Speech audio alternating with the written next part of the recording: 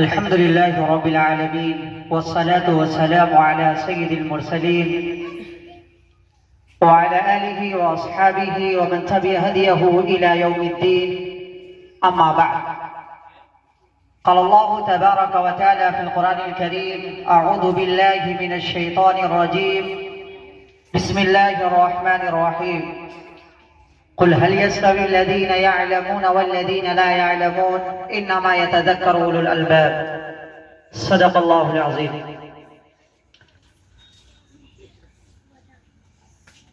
معزز سامعین اور میری پیاری بہنیں، آپ حضرات کے سامنے میں کس موضوع کو اٹھاؤں جو ہم لوگوں کے لیے فائدہ مند ہو،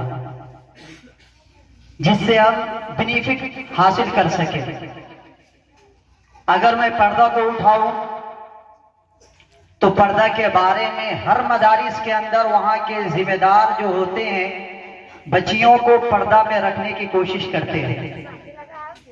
حلال یا حرام میں کہوں، صرف میں یہ کہہ کہ آپ پردہ کیجئے یا حلال حرام سے بچیے، یا ہم اپنے بچوں کو صرف مسلمان بنائیں تو یہ کافی نہیں ہے. اس لیے میں نے آپ حضرات کے سامنے قرآن کریم کی ایک آیت تلاوت کی جو علم کے متعلق ہے. ہمارے یہاں علم کے دو پہلو ہیں، ایک دینی پہلو اور ایک دنیاوی پہلو. صرف علم کا تذکرہ کیا جائے تو اس میں دینی تعلیم بھی آتی ہے اور عصری تعلیم بھی آتی ہے. اس اعتبار سے مذہب اسلام نے جس طریقے سے ہماری رہنمائی کی ہے، شاید کہ کسی بڑے سے بڑے مفکر نے، شاید کہ کسی مذہب میں علم کی اتنی اہمیت و فضیلت بیان کی گئی ہے. ایک قول ہے: اطلب العلم من المہد الی اللحد، تعلیم حاصل کرو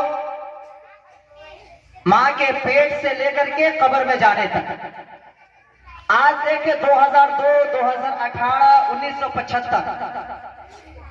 1975 میں ایک تنظیم جو اس دنیا کے اندر آئی، اور وہ تنظیم یہ کوشش کر رہی ہے آج بھی کہ دنیا کا کوئی بھی انسان تعلیم سے محروم نہ رہے، چاہے وہ بوڑھا ہو، بچہ ہو، نوجوان ہو، عورت ہو، کوئی بھی تعلیم سے محروم نہ رہے. اب یہ 1975 یا 2002 یا 2018 یہ تنظیمیں کام کر رہی ہے کہ دنیا کا کوئی بھی انسان تعلیم سے محروم نہ رہے، جبکہ اللہ کے رسول صلی اللہ علیہ وسلم نے آج سے 1400 سال پہلے یہ اعلان کیا تھا: طلب العلم فریضۃ علی کل مسلم، ہر مسلمان پر علم کا حاصل کرنا فرض ہے، ہر مسلمان پر. اب ہر مسلمان میں بچے بھی ہیں، نوجوان بھی ہیں، بوڑھے بھی ہیں، عورت بھی ہے اور آپ بھی ہیں. آج ہم کسی کو کہتے ہیں، کوئی عمر دراز شخص ہے کہ آپ علم حاصل کریں، تو وہ بہانہ بازی کرتے ہیں کہ ہمارے ابو تو جاہل تھے، ہم قرآن پڑھنا سیکھے نہیں، اس لیے ہم جاہل رہ گئے. تو یاد رکھیے گا کہ کل قیامت کے دن اللہ کے یہاں یہ بہانہ نہیں چلے گا کہ ہمارے ابو جاہل تھے، ہمارے ابو نے مجھے نہیں پڑھایا اس لیے ہم جاہل رہ گئے، ہم قرآن پڑھنا نہیں جانتے تھے. یہ دنیا کا قانون نہیں ہے، یا کیسا بھی یہ قانون نہیں ہے کہ جس کے ابو اگر گھر بنا کر کے نہ دے، جس کے ابو کاروبار کر کے نہ دے اور اس دنیا سے چلا جائے تو کیا ہم بغیر کاروبار کے بیٹھے رہیں گے؟ کیا بغیر گھر کے ہم رہیں گے؟ نہیں. ہم کوشش کرتے ہیں، پیسہ بھی کماتے ہیں، کاروبار بھی کرتے ہیں اور کاروبار کو آگے بڑھاتے ہیں، جبکہ ہمارے ابو نے، ہمارے والدین نے وہ کام کر کے نہیں دیا تھا، پھر بھی ہم کوشش کرتے ہیں. اسی طریقے سے ہمارے ابو اس دنیا سے انتقال کر جاتے ہیں، رہنے کے لیے گھر نہیں ہے، ہم ایک ایک روپیے کو جمع کر کے ہم گھر بناتے ہیں. کیوں؟ گھر میں رہنے کے لیے. جب ایک انسان گھر بنا سکتا ہے، ایک انسان کاروبار کر سکتا ہے، تو قرآن ہی سب سے کم درجے کی چیز ہے کہ ہم قرآن نہیں سیکھ سکتے. کیا بوڑھے لوگ بہانہ بازی کرتے ہیں کہ ہم تو ہمارے ماں باپ جاہل تھے اس لیے ہم نہیں پڑھ پائے؟ تو یہ بہانہ نہیں چلے گا. اب میں آپ کو بتا دوں کہ اسلام میں تعلیم کے کیٹیگری نہیں ہے کہ یہ دنیاوی تعلیم ہے یا یہ دینی تعلیم ہے. نہیں، اسلام میں کوئی کیٹیگری نہیں ہے کہ یہ دنیاوی تعلیم آپ حاصل کر رہے ہیں یا دینی تعلیم حاصل کر رہے ہیں. اسلام تو صرف یہ کہتا ہے کہ تم تعلیم حاصل کرو. آج دیکھیں، آپ اپنے گاؤں میں دیکھا ہوں گے کوئی ڈاکٹر ہوگا، کوئی میئر ہوگا، وارڈ ادھیکش ہوگا، لیکن وہ بیچارے بچپن میں قرآن پڑھنا نہیں سیکھا ہوگا. تو آپ جا کر کے آج ان سے پوچھیں، کسی بڑے سے بڑے ڈاکٹر سے آپ پوچھیں کہ آپ قرآن کی ایک رکو، قرآن کی ایک آیت آپ سنا دیں، وہ نہیں سنا پائے گا. ہم کیسے مانیں گے کہ وہ کامیاب شخص ہے؟ ڈاکٹر بن جانے سے کوئی کامیاب ہے، انجینئر بن جانے سے کوئی کامیاب نہیں ہوتا ہے، گاؤں کا ادھیکش بن جانے سے نہیں ہوگا. کامیاب کب ہوگا؟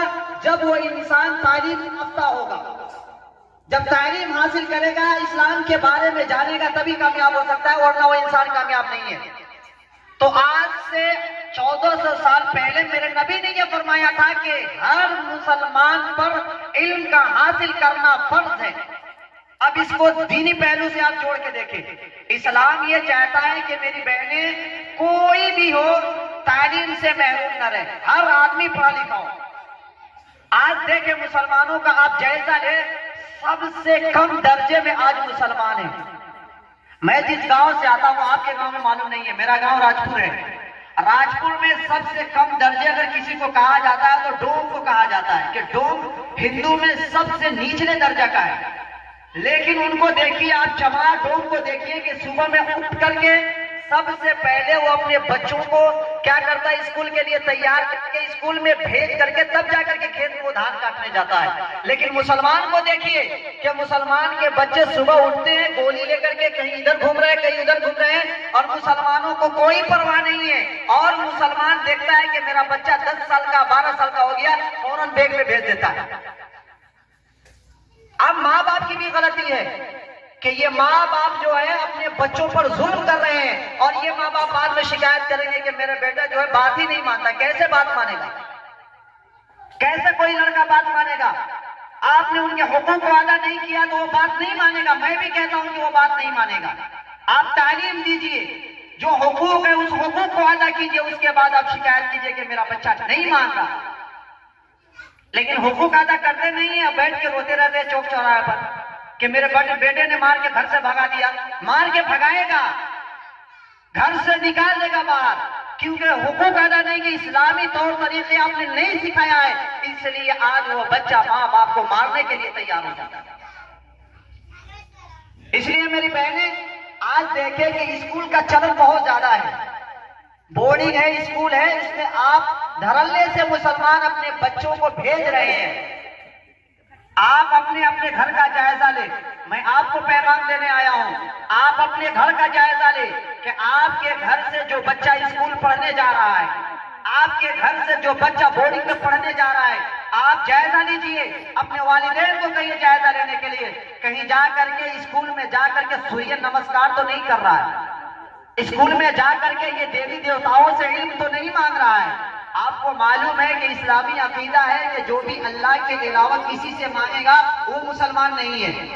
آج ہمارے گھر میں سے وہ بچہ بورڈنگ میں جا کر کے سوریہ نمسکار کرتا ہے، صبح صبح میں وہ کیا کیا پڑھواتا ہے غیر مسلموں کی اسکول میں. میں کہتا ہوں کہ غیر مسلموں کے اسکول میں بچوں کو بھیجے ہی نہیں. جہاں یہ حادثہ ہو، ڈر ہوگی کہ میرا بچہ جائے گا وہاں سرسوتی پوجا میں شامل ہوگا، وہاں جا کر کے سرسوتی کے سامنے ہاتھ اٹھا کر کے اسے علم کی بھیک مانگے گا. ایسے علم کی ہمیں ضرورت نہیں ہے جو اسلام کو چھین لے. جب میرا لڑکا مسلمان نہیں رہا تو کیا ضرورت ہے اسی علم کی؟ اسلام نے سورج کی پوجا سے اتنا دور رکھا ہے کہ آپ دیکھیں کہ ہر قوم جو ہے سورج کی پوجا کی ہے. سلیمان علیہ السلام کے زمانے میں قوم سبا نے بھی سورج کی پوجا کی ہے. لیکن اللہ تبارک و تعالیٰ نے سورج کی پوجا سے دیکھیے کیسے مسلمانوں کو دور رکھا کہ 5 وقت کی نمازیں مسلمانوں پر فرض ہے. 5 وقت کی نمازیں. آپ ان 5 نمازوں کو ڈیوائڈ کیجئے 24 گھنٹے میں، تو تقریباً 24 گھنٹے میں اگر ڈیوائڈ کرتے ہیں تو 5 ہوگا 20، 22، ہر 5 گھنٹے میں ایک نماز ہے. اگر فجر کی نماز ہم پڑھتے ہیں 5 بجے تو ظہر کی نماز کتنے بجے ہونی چاہیے؟ 10 بجے. اس طریقے سے ڈیوائڈ. لیکن اللہ تبارک و تعالیٰ نے کیا کہا کہ جب سورج نکلنے سے پہلے فجر کی نماز ہے. جب سورج ڈھلنے لگے، سورج اپنے عروج کو، اس وقت کوئی نماز نہیں ہے. سورج ڈھلنے لگے پھر ظہر کی نماز ہے. جب سورج سورج پیلا پڑنے لگے تو عصر کی نماز ہے، اور سورج غروب ہو جائے تو مغرب اور عشاء کی نماز ہے. تو پھر ہم اپنے بچوں کو اسکول میں بھیجتے ہیں، کہیں ایسا تو نہیں ہے کہ غیروں کی پوجا کر رہے ہیں، غیروں کی عبادت کر رہے ہیں. تو میں آپ سے درخواست کروں گا کہ آپ جو ہے اسلام سپاہی ہے، اگر آپ طے کر لیں کہ نہیں ہم گاؤں کو سدھار کے رہیں گے، ہر ایک یہ طے کر لے کہ ہم گاؤں کو سدھار کے رہیں گے، انشاءاللہ تعالی یہ گاؤں سدھر جائے. اب کام کیا ہے؟ کیونکہ یہ آپ جو بینر دیکھ رہے ہیں، یہ بینر کے تلے یہی کام ہے کہ ہم بتاتے ہیں لوگوں کو کہ لوگوں میں دعوت کا کام کس طریقے سے کرے. جو جاہل ہے، جو ان پڑھ ہے، جو نہیں جانتے، اس تک ہم تعلیم کیسے پہنچائیں. تو ہم تو گھر گھر نہیں جا سکتے. آپ ہے کہ آپ جا سکتے ہیں. ایک ٹائم ٹیبل بنائیں، ہفتے میں 1 دن یا 2 دن آپ سب مل کر کے جگہ جگہ پر تعلیم کریں. وہاں جا کر کے جو کلمہ نہیں جانتی ہے اس کو کلمہ سکھائیں.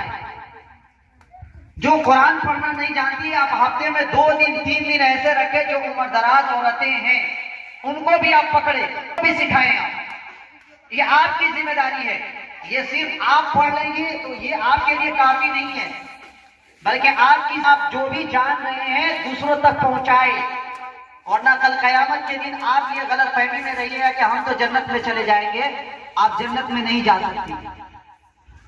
آپ جنت میں جائیں گے فوراً پیچھے سے پکڑ لے گی آپ کی پڑوسی کہ یہ آپ پڑھتی تھی، یہ ہر چیز جانتی تھی، لیکن کبھی اس نے ہمیں نہیں بتایا کہ کلمہ پڑھا دے، اسلام کے بارے میں سکھا دے. اس لیے آپ کی ذمہ داری ہے کہ ہفتے میں 2 دن ہو یا 3 دن ہو، آپ گروپ بنائیں اور گروپ کے ذریعے سے جگہ جگہ ہر ٹولے میں آپ یہ تحریک چلائیں کہ نہیں، ہم پورے گاؤں میں یہ کوشش کریں گے کہ ہر آدمی، دیکھیے آپ جائیں گے تو کوئی کہے گی یہ، کیونکہ یہ دیہات کا معاملہ ہے. میں دیہاتی میں کہہ رہا ہوں کہ آپ جب کسی کے گھر جائیں گے کچھ کرنے کے لیے تو کہے گی کہ حجیان بن رہی ہے، یہ اپنے آپ کو بہت پڑھی لکھی بن رہی ہے یہ. تو آپ کو یہ سن کر کے کم ہمتی کے شکار ہونے کی ضرورت نہیں ہے. آپ اپنے کام میں لگے رہے. وہ چلانے والے چلاتے رہ جائیں گے، آپ آگے بڑھ جائیں گے. اس لیے یہ کوئی کہہ دے کہ آپ بڑی معلمہ بن رہی ہے، عالمہ بن رہی ہے، یہ کام کرنے کے لیے عالمہ بننے کی ضرورت نہیں ہے. عالمہ بننے کی ضرورت نہیں ہے، بس آپ اسلام کو جان لیں. میں تو یہ کہتا ہوں کہ آپ اپنے بچوں کو ہر چیز بنائیں، اپنے بھائی کو، اپنے بیٹے کو ہر چیز بنائیں، لیکن سب سے پہلے مسلمان بنائیں. اسلام یہ روکتا ہی نہیں ہے. کوئی بھی عالم آپ کو یہ نہیں روکے گا کہ آپ ڈاکٹر نہ بنے، کوئی بھی نہیں روکے گا کہ آپ ڈاکٹر نہ بنے، لیکن سب سے پہلے وہ تعلیم دے کہ وہ بندہ مسلمان بن جائے. اس کے بعد کہیں بھی جائے، چاہے اس سے سوریہ نمسکار کرائے، چاہے سرسوتی کے سامنے کھڑا کرائے، اس کا ایمان نہ ہلے، اس کا ایمان نہ ڈگمگائے. ایسے تعلیم پہلے اپنے بچوں کو دے. اور ہر ماں اور ہر بہنیں یہ ٹھان لے کہ میں اپنے گھر کے بچوں کو اس وقت تک کے ناشتہ نہیں دوں گی جب تک کہ یہ بچہ قرآن نہیں پڑھ لے گا.